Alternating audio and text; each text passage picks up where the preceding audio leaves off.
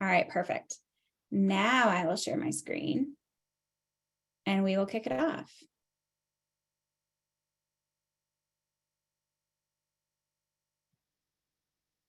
Can you guys see my screen? Thumbs up. Perfect. Okay. Well, like I put in my Facebook post, I have the amazing opportunity next Sunday to give this talk at the Young Survival Coalition Conference in Charlotte. And while giving talks like this is kind of in my normal natural wheelhouse, I'm still a little bit nervous about it. So I just want to say thank you to you guys for being my guinea pigs and listening to me give this talk. I am going to give it like I'm there next weekend. So when I thank our sponsors in the next slide, that's just because I need to. But I will go through this. The talk itself is just under 45 minutes, and then we'll have a little bit of time for question and answer if you have any questions, and then we'll wrap up before 2 o'clock. So I will kick it off. Oh, I guess I should also mention, it says on the slide here to go to menti.com. I do have a couple of interactive slides. So if you want to participate in that, you can just go to that on a computer, tablet, phone, and then you'll get a code when we get to that slide to type in to participate in the interactive slides. So that's another piece about today that I just want to test out a little bit. Okay, so I do want to say thank you to our generous sponsors, because if it was not for them, the conference would not take place. So because of their generosity, we're able to all gather and have this amusing opportunity to connect. So I do want to say thank you to them. Goals for today's session. I really have 3 main points I want to cover. One is to simply validate your lived experience. I think we all have unique parts to our story, but there's so much commonality that really pulls us all together, and to kind of build community and relationships around those commonalities. The second half, I want to talk about some practical tips on survivorship as far as dealing with long-term side effects. And then in the very end, I'm going to wrap up just with a little bit about exploring advocacy and kind of your path to purpose through a breast cancer diagnosis.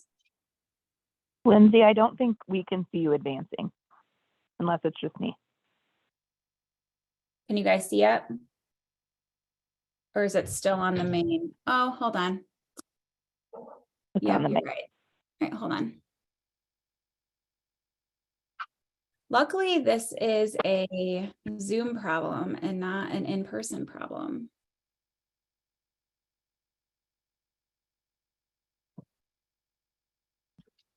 Okay, hold on.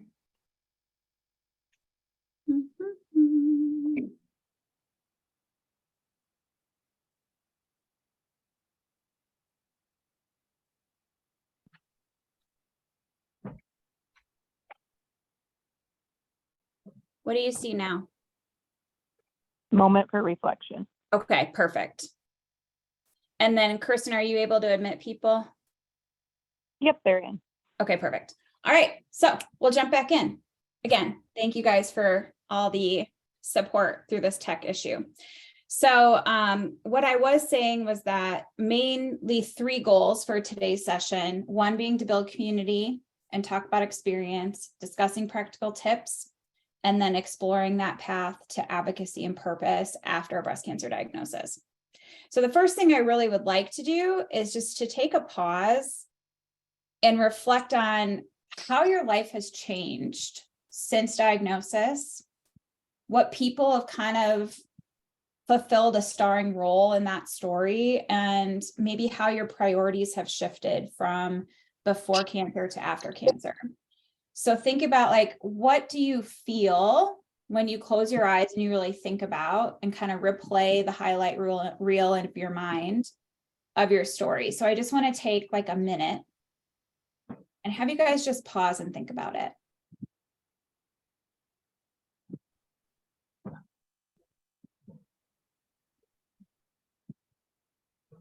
What emotions is it bringing up? What's important to you now? What lessons have you learned?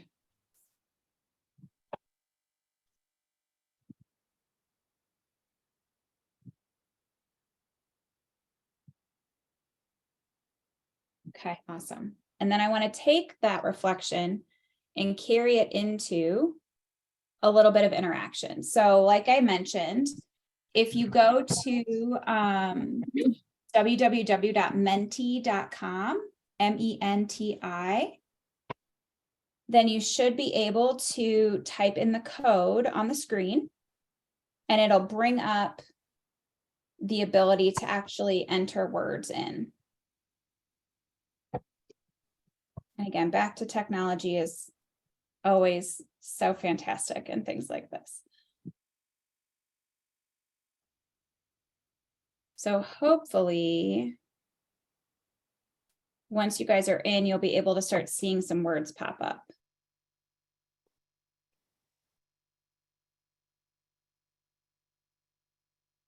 Do I have to be like on a separate Device.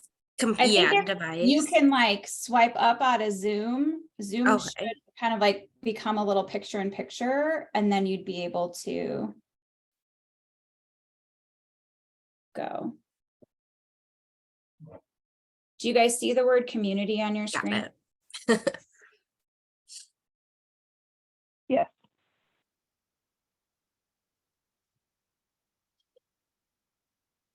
Somebody figured it out. Kudos to that person. Okay, now we're getting some words coming in. And it gives you an option to put 3 words. If you have more than that, you can submit and you can hit it again to submit more words. You don't have to submit all 3 if you don't want to. But just what words kind of come top of mind when you think about your diagnosis, your treatment, survivorship, the aftermath, the whole thing.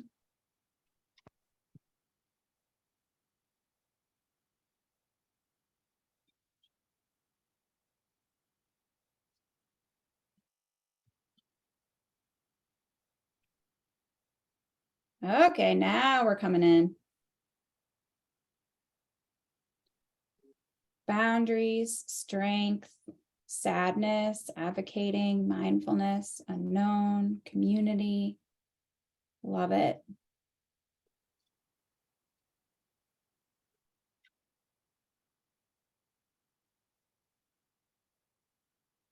Loss of control, definitely. We're going to touch on that. And it may be too that as you see these words popping in, those are words that didn't come direct to mind for you, but as you see it, you're like, yeah, I can relate to that. I also felt that way. And again, back to my goal of the talk, I want to be able to bring that community and those relationships together so that you feel strong and you feel in better control. Very nice. Very nice. I'll give it maybe another 30 seconds and then we'll move on. So if you have any other words you want to get plugged in, now is the time.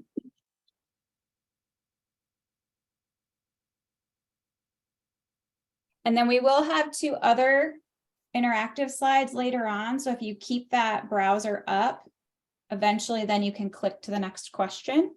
And then by that point, hopefully you'll be able to participate in those as well. All right, perfect. So my point with this exercise is really sharing that your feelings are valid. Everybody's feelings through this journey are unique to them, but also it's very much a shared experience from all of us and finding those connections in that community. So what I want to start with is telling a little bit about my personal story and efforts not only to give you a little bit of background about me, but also to provide those connections because there might be something that I talk about that resonates with you as well. So while I'm not a novelist or an author, I did put this together in a book type format and is according to chapters. So we have 4 chapters to my story. The first one I titled Bracket of Breast Cancer. And the photo you see here on the screen was taken in the early 2000s, judging by my attire, although I hear all of this fashion's coming back in style, so who knows. And this picture is of me and my dad. And my dad grew up in Wisconsin. He was an avid Packers fan, evidenced by his attire for the day.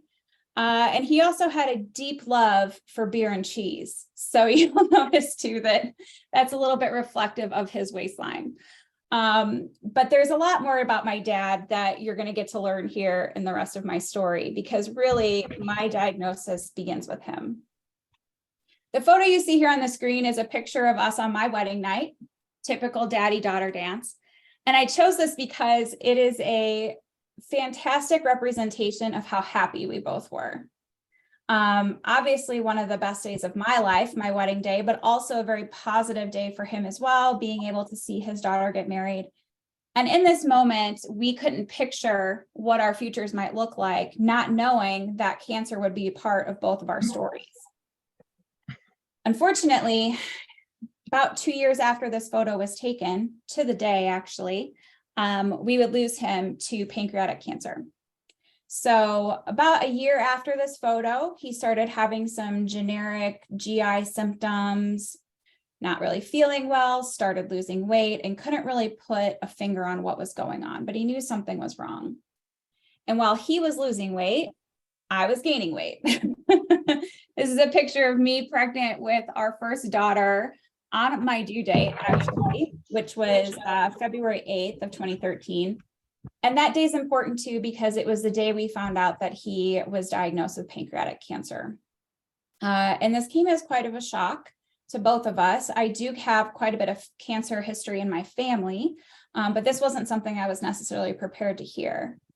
And up until this point, everyone in my family with cancer had survived their cancer. So I was trying to maintain a pretty positive outlook on the situation, but as a nurse, knowing that this diagnosis carries with it a pretty significant mortality risk. So in the event of, trying to prepare for the birth of my first child and welcome new life into the world, we were very conflicted in hearing this news from him.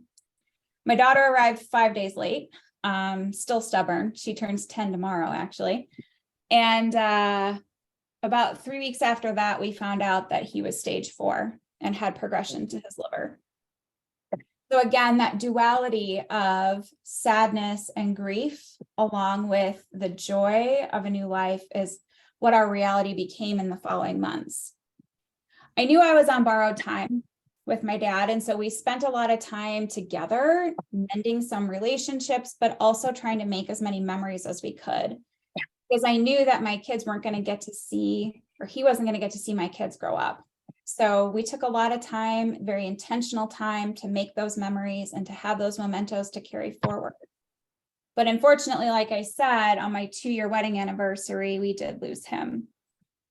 And that left me in a very weird place. As a 30-year-old, you don't really expect to have to say goodbye to your dad so soon.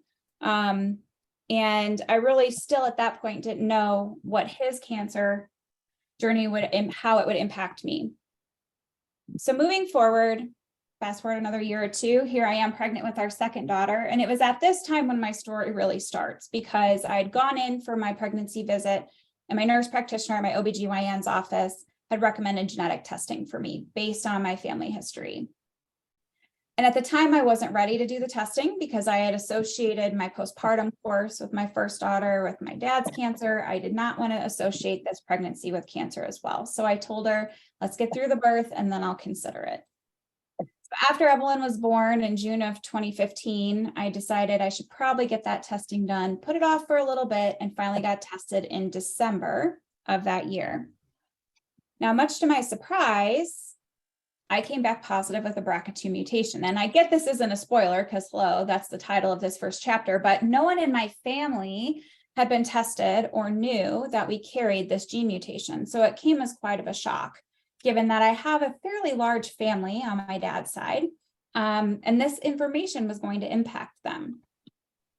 So receiving this diagnosis was a bit of a blow. At the time, I had a pretty successful breastfeeding relationship with my daughter. So I had planned to nurse her for a year and then move forward with prophylactic surgery. And at the time, my breast surgeon was on board with that. So like any good patient, I followed recommendations. And here's a photo of us on her 1-year birthday. Back to, that photo of my dad and I on my wedding being kind of that snapshot in time before we knew what was coming. This is another one of those photos, because 2 weeks after this picture was taken, I was diagnosed with breast cancer. So when I look at this photo, it's back to that duality of, I feel so much joy and appreciation for watching my baby grow, but also knowing what was coming in the future, that this Lindsay had no idea. So 2 weeks after this, I went in for my mammogram like I promised, and that's when they found a mass in my left breast. And that's how we get into chapter 2 of my story. So this chapter is all about my diagnosis. I'm not going to belabor a lot of this information because we've all lived in this reality of going through treatment for breast cancer. But the short version of my story is I ended up being diagnosed stage 1 triple negative. I went through adriamycin, Cytoxan, and then Taxol chemotherapy prior to surgery, and then proceeded with bilateral mastectomies with direct to implant reconstruction and a total hysterectomy to reduce my ovarian cancer risk because of my BRCA mutation. And like I said, I'm not going to go into a lot of detail, but I think it's important to recognize what going through treatment really does both to our body and our mind. And this photo was taken while I was on treatment. I believe this was after my 3rd AC. And this is in the waiting room of a Toyota dealership, because life still continues on even when you have cancer. So I was there getting my oil changed at the time, feeling like absolute garbage. And I was able to go back to a blog I was writing during my treatment, and I found one that was a pretty poignant summary of how I felt during this time. So I'd like to read that to you. And it says, "My new reality is that it'll be years before my hair reaches my shoulders. My new reality is I will have surgery in January that will permanently remove any sensation I have behind my breasts, despite how close to real boobs they will appear. My new reality is even if I beat cancer now, because of my genetic mutation, I still have risk of recurrence and will continue to be watched closely for cancer for decades. My new reality is every October, I will be reminded that I've become a survivor instead of a supporter, that breast cancer will forever be a part of who I am. I am Superman and Clark Kent. As much as I look like Clark Kent on the outside, I've changed on the inside. I guess what I'm trying to say is that everyone has complimented me on how well I'm doing, how great I look, or how strong and inspiring I've been. Does that sound familiar? And while these compliments are great to hear and keep me going, there are days that I simply do not want to get out of bed. There are days when I'm completely exhausted. There are days when I go back and I want to pretend this never happened. But I will forever be a breast cancer survivor. That is my new reality. And I guess if I have to be something, being Superman really isn't so bad." So that's a little bit of me during treatment and how I was feeling at the time. Back to that duality of having really good days and really bad days, feeling optimistic for my future, falling into dark black holes on the internet during steroid-induced insomnia. I mean, it's a whole swirl of experiences. And I left this last picture in this chapter because, as you recall, my daughter's first birthday was our last happy family memory before my world stopped spinning. And this sign hung in my basement for 9 months after her birthday. And it was there intentionally because for me, that was the portal, that was the glimpse into what life was like for me before cancer. And I wasn't ready to let that go. This new reality didn't feel real to me. It didn't feel like my life. And so by leaving that sign in my basement, it was that last tangible connection to who I was before breast cancer. And so it hung there. It hung there for 9 months. And then eventually I felt strong enough to take it down and step forward. And so that's when we get into chapter 3, which is the cancer conveyor belt. And for those of you on the call that know me, you may have heard me talk about this before, and I will dive more into it here in a minute. But the cancer conveyor belt is where, when you're diagnosed, you step on the conveyor belt and it takes you everywhere you need to go. All your appointments are planned out for you, all of your doctor's visits, your treatments, and then survivorship happens and you fall off the conveyor belt into this black hole. And it's like, now what? Everybody's gone. Everybody's moved on with their life. And so for me, this picture was taken in the waiting room of my oncology office as I was there for my survivorship visit. And I walked proudly into that office and I had no idea what a survivorship visit was, but I decided it sounded pretty good and I was feeling really optimistic that day. So I snapped this photo with the sun on my face, feeling strong and empowered. And then reality hit, and this is kind of what life felt like. Because I had no idea what I was doing. My life had completely changed, and now I was trying to pick up the pieces, and everyone else had gone back to normal. So again, I pulled another blog post out of the archives that I think really sums it up well. And past Lindsay put it into words better than I could today. So I'm going to read that to you now. When you have cancer, your path is already paved for you. It takes you from appointment to appointment, exam table to treatment chair and back again, requiring very little conscious thought or energy. So many wonderful people volunteer to watch your kids and make you meals and shave your head. You're fighting for your life. You're brave and strong and an inspiration. Then treatment's over and life goes back to normal. The appointments become less frequent. The conversations revolve less around side effects and more around what's for dinner. Life slows down and gets a bit sweeter. You start appreciating things more, like time with friends and family, the smell of a summer breeze. But the mundane events of everyday life eventually creep back in, and you find yourself caught between enjoy every moment and would you just get in the van?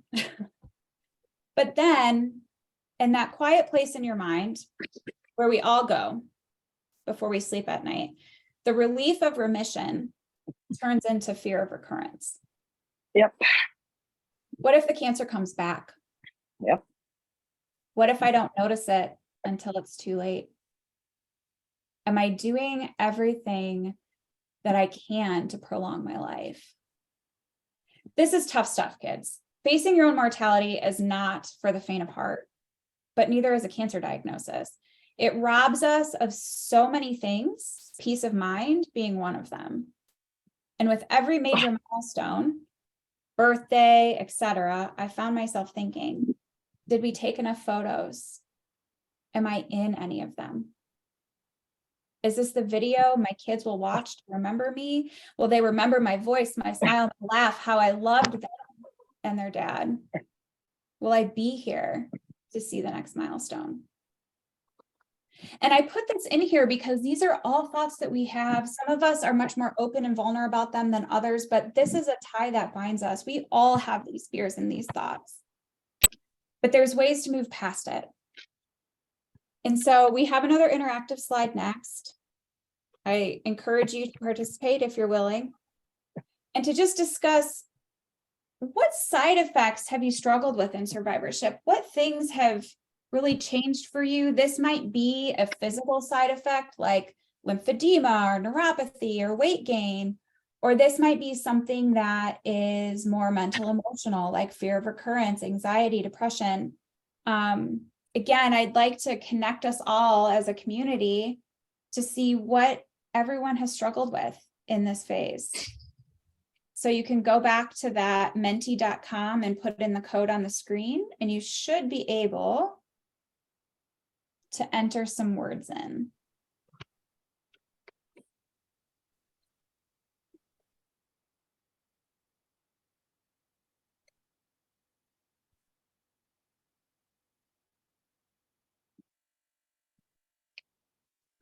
Maybe.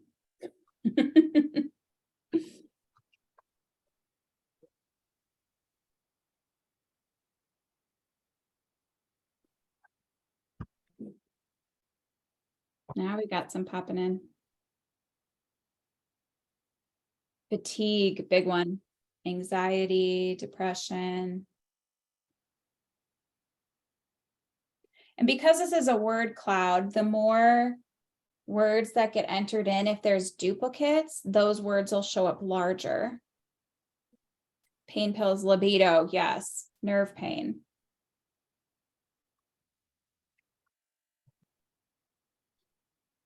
Very good. Fear of death. Hot flashes. Oh yeah.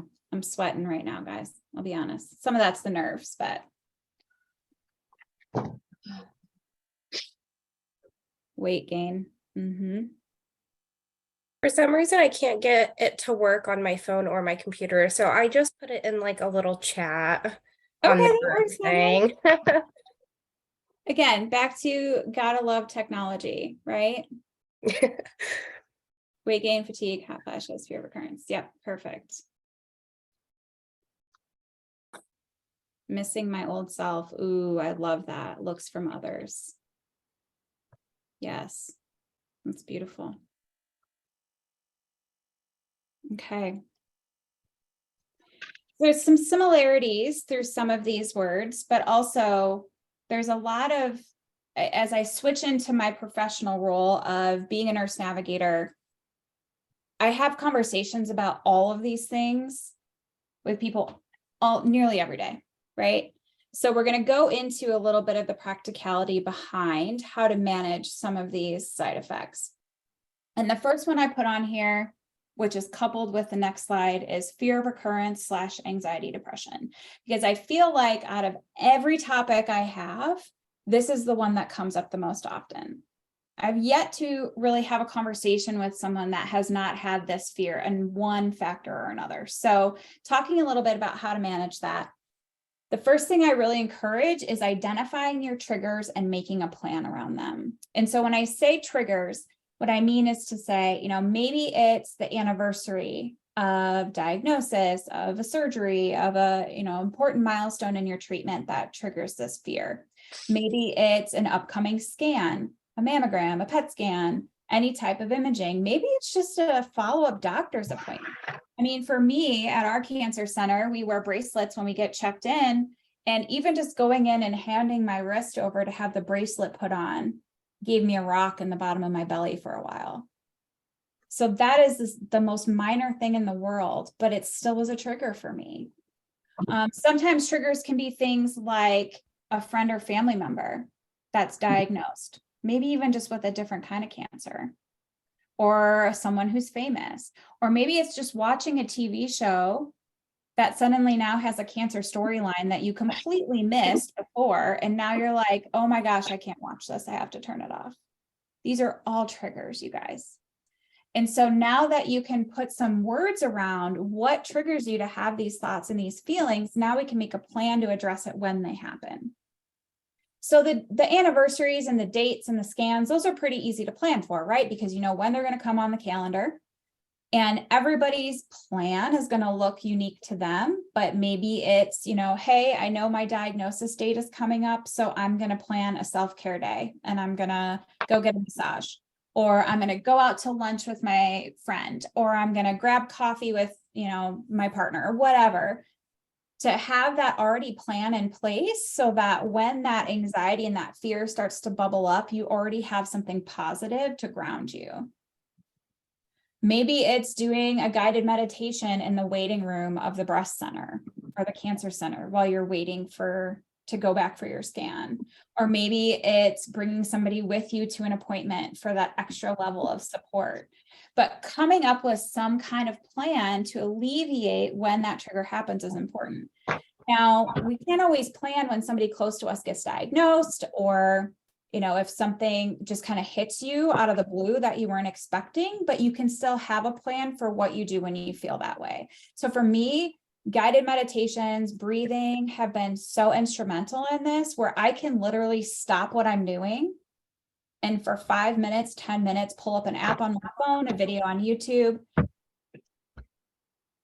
and just breathe and ground myself through it. And maybe it's coming up with mantras that you say to yourself, I am safe, I am healthy, I am loved, whatever it is, to kind of bring your brain out of that fight or flight response, because that's what it does when we get into this fear cycle.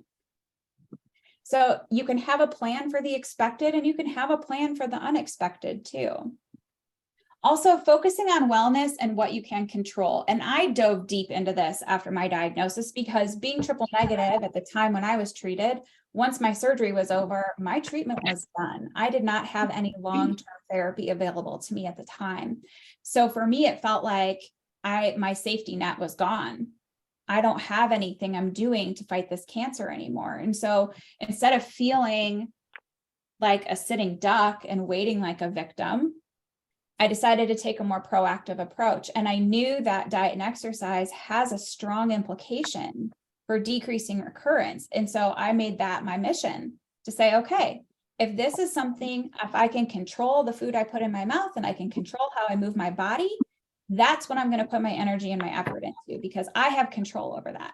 I don't have control over what cancer does in my body. I don't have control over if it's going to come back or not, but I do have control over how I move my body and how I eat. So for me, focusing on wellness really helped, and really embracing what you can control in that moment.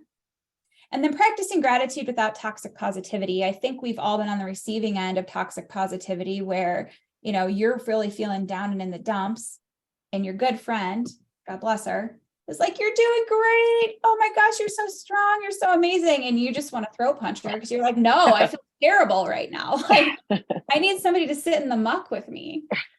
And that's one thing that I've really tried to do as an advocate, as a peer-to-peer support, as a coach, as a navigator, is like, it's okay to sit in the muck sometimes, because sometimes that's what we need. But we can still practice gratitude in the moment without going completely off the deep end in toxic positivity, because our brains will always flip to the negative. That's just naturally how we're wired. So we have to make a concerted effort to look for the positive. And again, because guided meditations are my thing, I listen to one every night where I rewind the moments of my day and I just think, what can I be grateful for today? What happened during my day today that was really positive? So practicing gratitude can really get you a step in the right direction. And then coupled with that, anxiety and depression, right? So finding a community, a support group, a friend, a coworker, somebody that supports you in the way that works for you.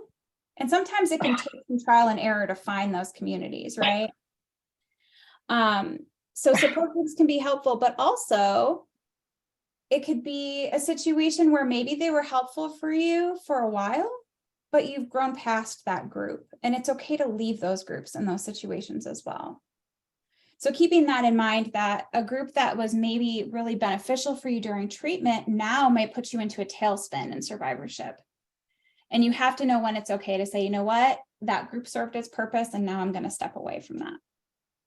Medications, when appropriate, can be very helpful for anxiety and depression, but I also put on this slide when to seek professional help, because it's really, really important that we're super in touch with our mental health in this situation.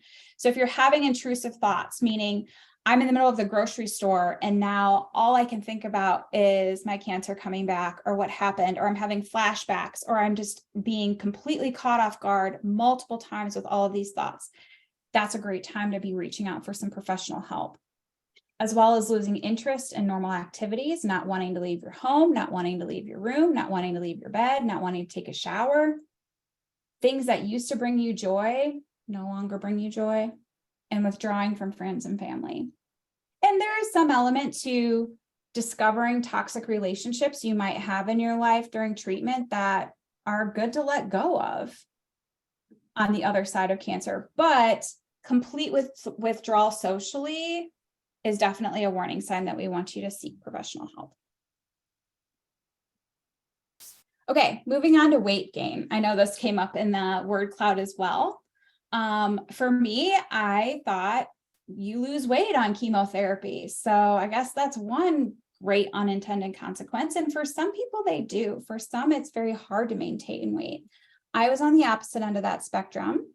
And the dexamethasone did wonders for me and my body. And I ended up gaining about 15, 20 pounds on chemo. And I'm 6 years out and still trying to lose 15 to 20 pounds. It comes and it goes. But the really frustrating thing about weight gain, especially if you are in a menopausal state, either through surgery, through medication, our metabolism changes once we've been through menopause. And so things that maybe worked for us in the past don't have quite the effect now as they used to. So you may find that, gosh, in the past, I could just go on a 7-day cleanse and drop 10 pounds. Or if I ate really clean and I exercise, I saw a really great response in my body. And now I'm doing the same thing. My body's not doing anything. And that's because our bodies change once we've been through treatment. And especially, like I said, in that menopausal state, our metabolism changes when we lack estrogen. So it's not because you're not doing the right things or you're not putting in the effort. It's just our body responds differently. So this is a great opportunity to lean into the professionals. Call your cancer center, see if they have a dietitian you can work with, an exercise physiologist that's trained in training cancer patients, because there might be some exercises that are appropriate for us to do and others that we should steer clear from. So being able to tap into those resources to guide you on your way might be what you need to get past that weight that you've been trying to lose and you haven't been able to drop. Chronic pain and neuropathy, I saw this come up as well. Neuropathy, a common side effect of Taxol, one of our chemotherapies. Chronic pain, talking about the AIs, anastrozole, letrozole, exemestane, that can cause a lot of joint pain and stiffness. Menopause in and of itself can cause joint pain. So I do want to put some clear expectations around reasons to call your oncology team, because chronic pain can be a symptom of cancer recurrence or progression. So we don't want to ignore that. So if you're having lingering new pain lasting a week or two in your back, in your hips, if you're having headaches that are chronic, that are not relieved by medication, that are worse in the morning, that are coupled with nausea, loss of balance, eye disturbances, anything like that, we definitely want you to be in contact with your care team to make sure that we're not missing some pretty significant warning signs. But for the most part in survivorship, chronic pain and neuropathy is a result of the treatments we receive. So how do we learn to live with this when it can be pretty debilitating? And acupuncture actually has been shown to really help with the symptoms of neuropathy.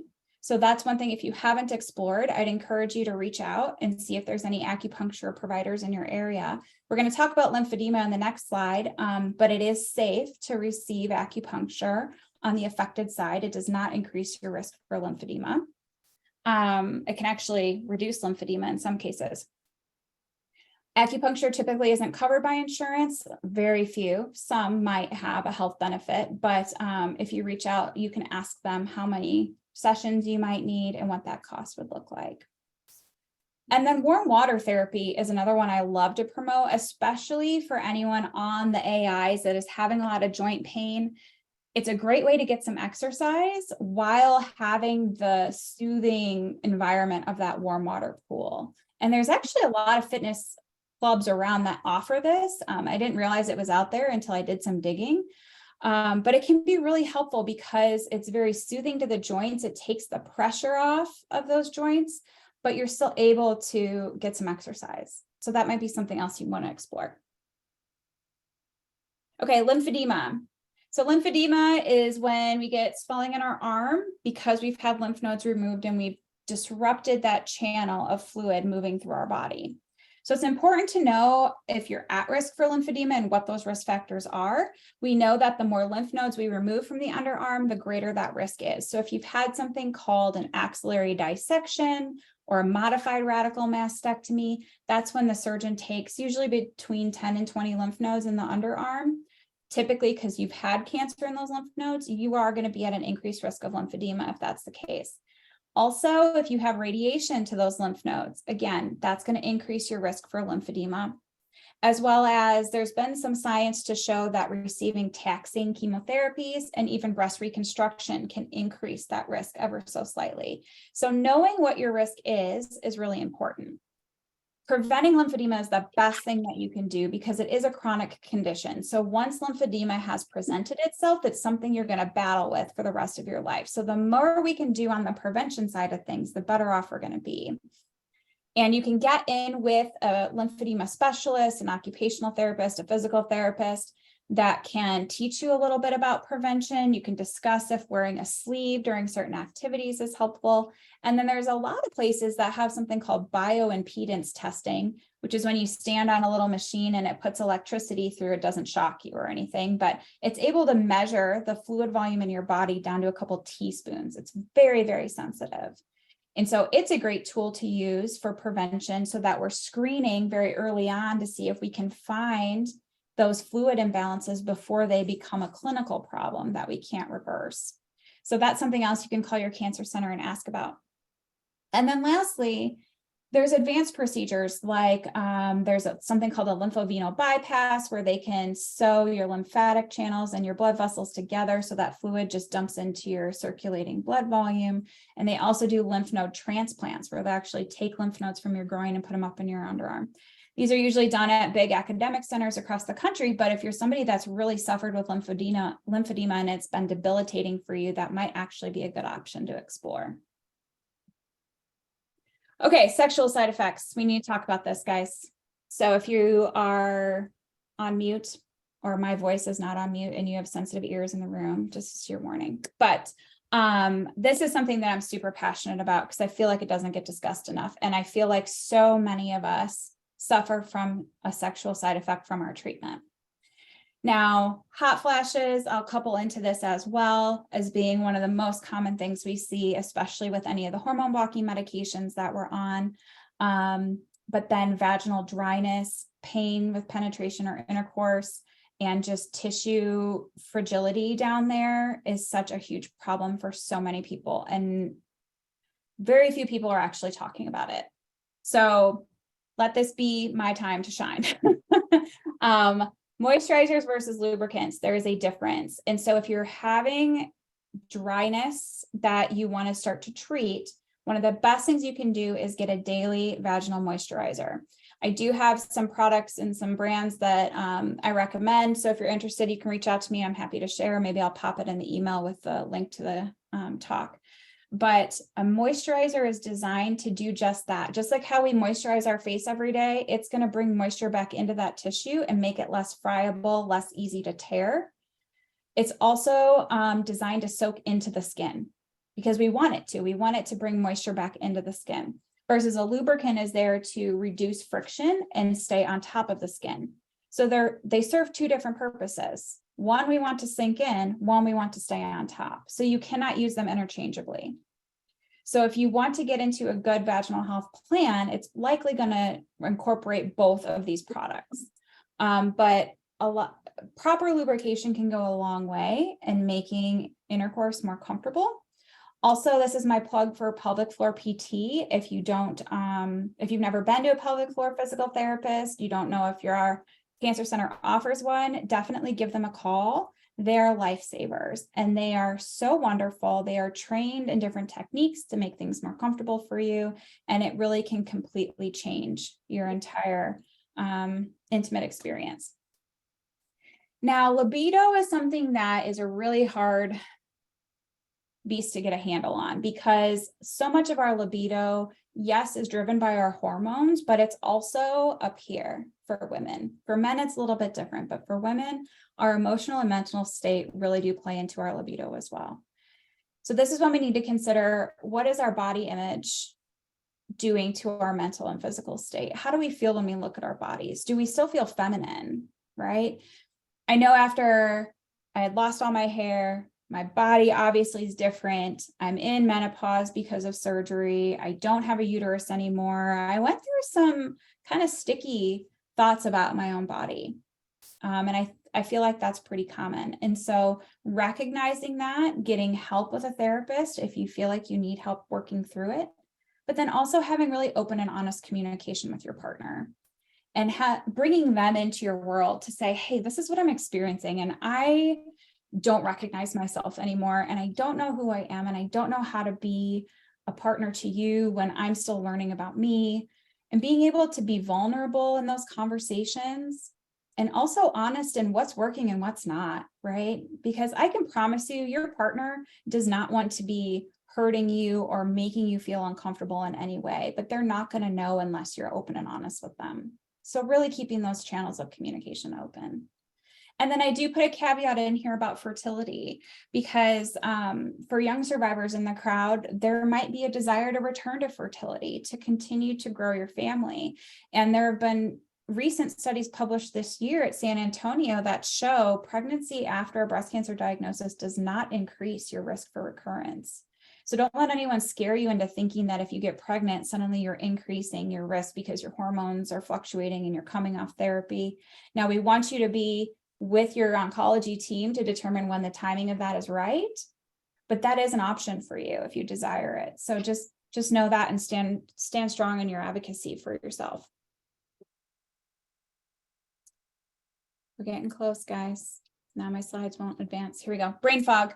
I threw this Facebook post on here because I actually put this up in a group back when I was going through treatment. This was in October of 2016. I literally backed my van into our garage door. I was in the van. I hit the garage door. I turned around. I saw it going up and I just started going, even though there was no time for the garage door to finish going all the way up. And I just remembered thinking, like, my brain is so broken. What is wrong with me? And luckily I have not repeated that mistake since then, but I do still suffer from some mental clarity issues. I'm gonna be totally honest with you. So a couple tips to get through this. Monotasking and reducing distraction is so important. If there's anything you do to help keep on task, is reducing distraction. And I think we try to pretend that we're super awesome multitaskers and wear it like a badge of honor, but all that does is just split your energy and attention into all those different buckets. So if you're really struggling with mental clarity, staying focused, the best advice I can offer is monotasking, picking that one thing you're going to work on and reducing the rest of the distraction. Maybe it's putting your phone on do not disturb. Maybe it's blocking out time in your calendar to work on this one specific thing.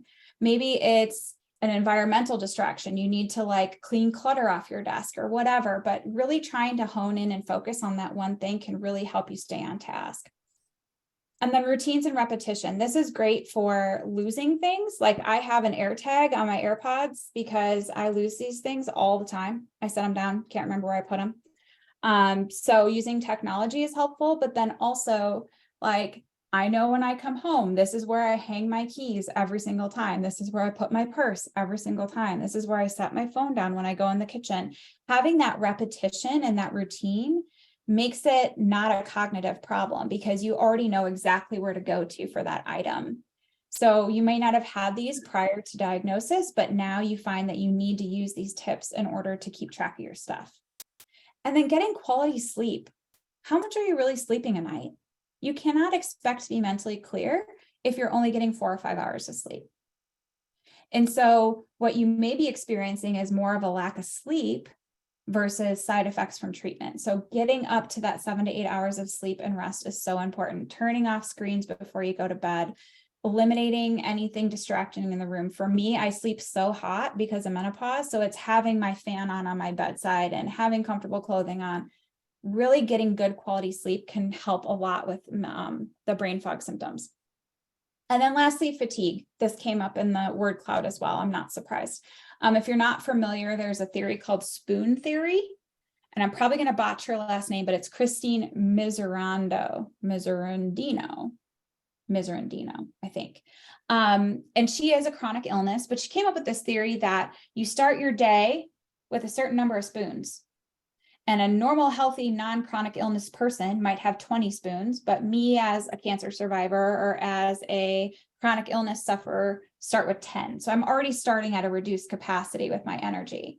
And then taking a shower costs some spoons, getting out of the house costs some spoons, going to appointments costs some spoons. And so now my 10 spoons I've started with are already gone by lunchtime, simply because I took a shower, left the house, and went to a doctor's appointment. And so to me, it's nice because it kind of objectifies and gives a visual representation of what that fatigue really feels like. Because in your mind, you're like, I haven't done anything today and I'm exhausted. Well, you have done things today. It's just the things that used to cost 10 spoons, you still had half your energy left when you were well and healthy, but now you're out of spoons.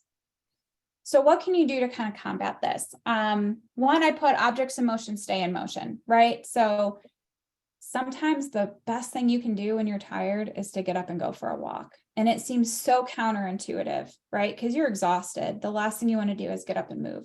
But even just walking around your kitchen or walking around the block or getting some fresh air, getting up and moving is that momentum you need to get that little bit of energy back. Stay in touch with your oncology team. The treatments we receive sometimes mess with our blood counts. And so this could be a physiological thing that's going on. It might not be just tiredness from treatment. It could be that your red blood cells are really low, or you have electrolyte imbalances, or you have something physiological going on in your body that's causing this fatigue that we want to keep an eye on.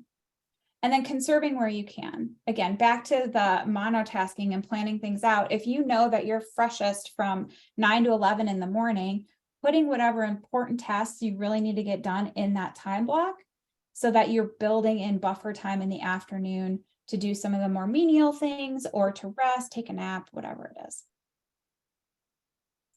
So those are kind of my practical tips and tricks when it comes to survivorship. I'm going to wrap us up with just a little bit about advocacy and purpose.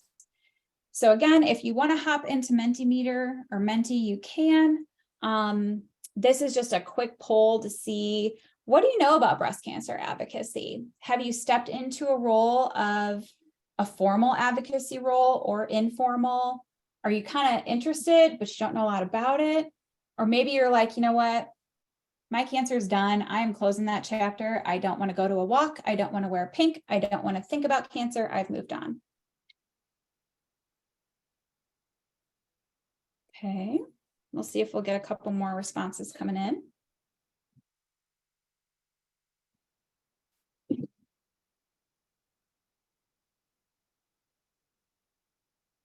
Very nice. Good.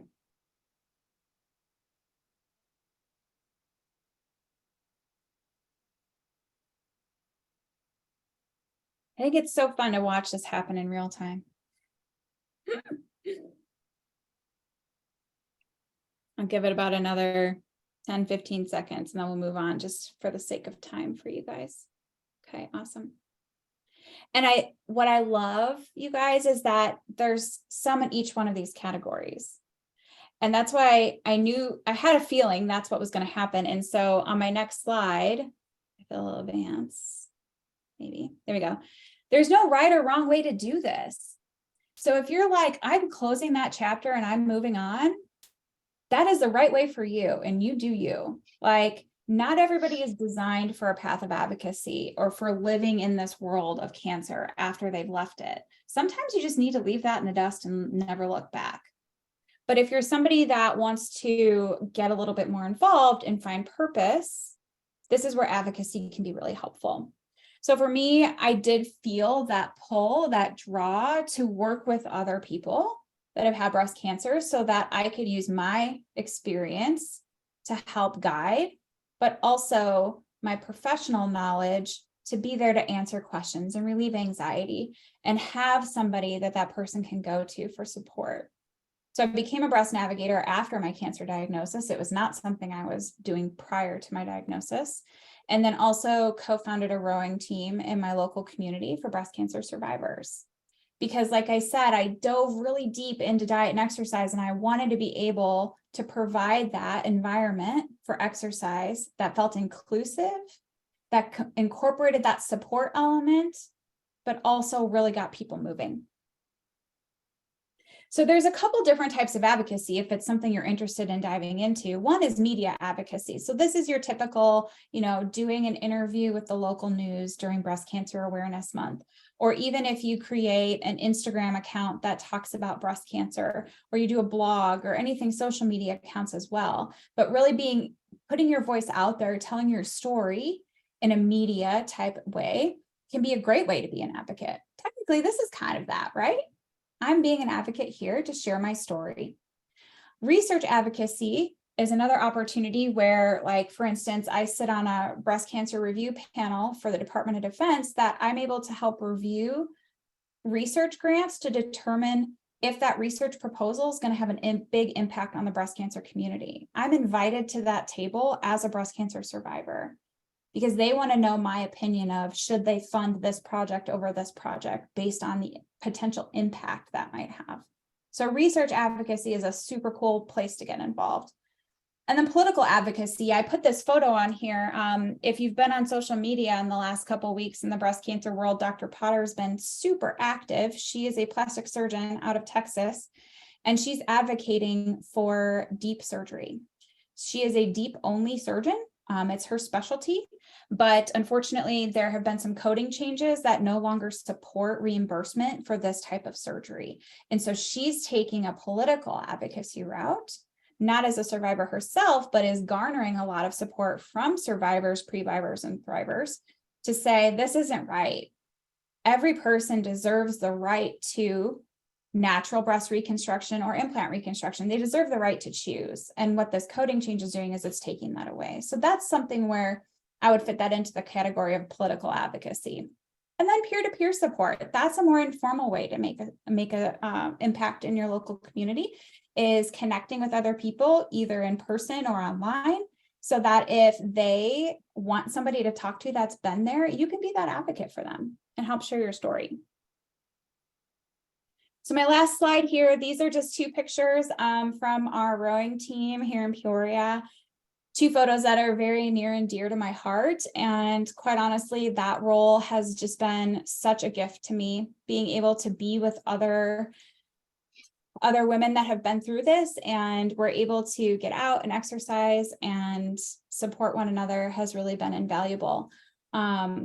So I hope this talk today has really given you the opportunity to explore not only what your own personal story means, but how you can use that to improve the life that you have now in survivorship, and hopefully get some practical tips along the way as well. So I am happy to open up for question and answer. It is 2:00, so if you guys have to hop off, that's fine, since we had a couple technical difficulties.